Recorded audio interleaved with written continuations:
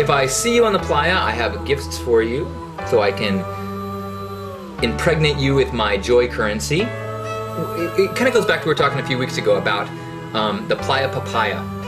Too often we chase after a carrot without even realizing that we don't like the taste of carrot. And the carrot traditionally is financial success, acquisition, nice house, white picket fence, that kind of thing. And that isn't to say that that life and that path cannot bring you endless joy, but too often we subscribe to that, we go after that, and never really know if that's what brings us joy. Sometimes that's often the cycle of depression and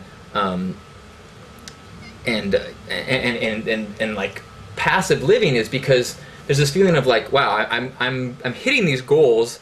I feel a sense of accomplishment when I hit them, and then it just doesn't fill me. Now, excuse me.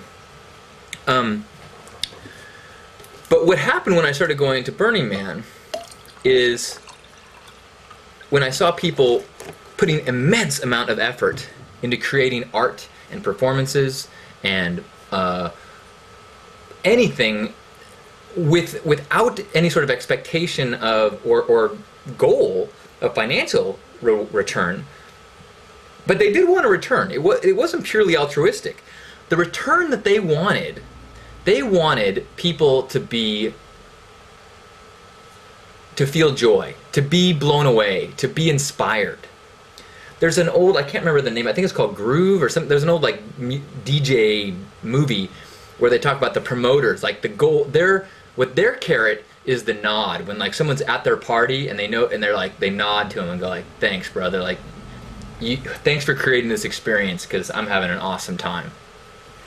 And I think that is the currency of Burning Man. That is the currency that I now kind of embody in my life. The gifting economy thing, where if I have financial resources, my goal with that is to find a way to spend that financial resources to create joy currency. I want to blow people's minds. I want to inspire people. I want people to be like, to uplift and just make people go, ah.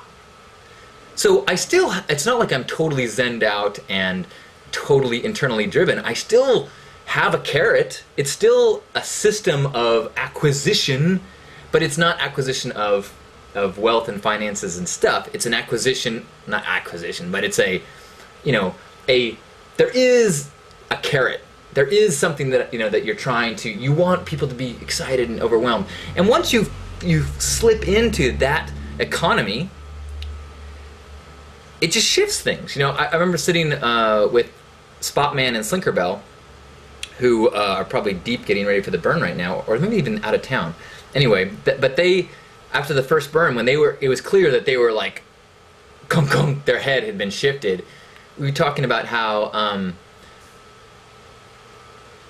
when you're following the carrot, you start, and you watch the TV ads and you go, okay, cool, I'm starting to do well on my job, I'm starting to get a lot of resources. I cannot wait to get the new Lexus. It's going to be so cool, it's going to be so shiny and new, and it's going to look sweet, and I'm going to pull in the parking lot, people are going to be impressed, and I'm going to it's going to be quiet, it's going to, oh yeah, that's going to be awesome. And then you start to think, with the amount of money of leasing that Lexus, if I put that towards a used school bus, and then I'd have this much money towards a paint job, I could build a plexiglass Shiva and a multi-arm, and it could shoot fire.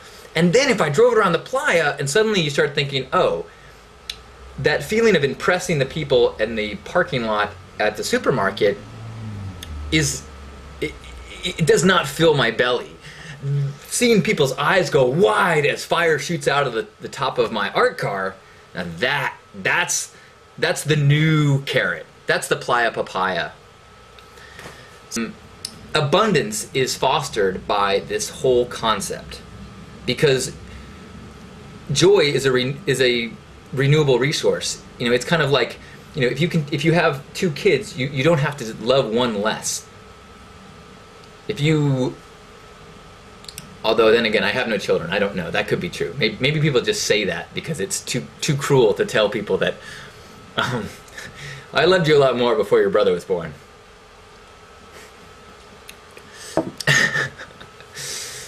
Anyway, so I just wanted to touch on that since I got some questions and there was some confusion about what the papaya was. And I was thinking more about how that inspires me in my life. And as I look at the way that I spend my financial resources, I just spent $1,000 on DVDs to give away. And someone was they were having a hard time understanding why I did that without a plan to sell them. In fact, I on the packaging it says, this is never to be sold. Because I know to myself that the amount of money that I could make by selling this, the value commercially to me cannot equal the joy currency that I will receive if I give them away. So it's a bargain for me to spend my financial resources so that I can have joy resources.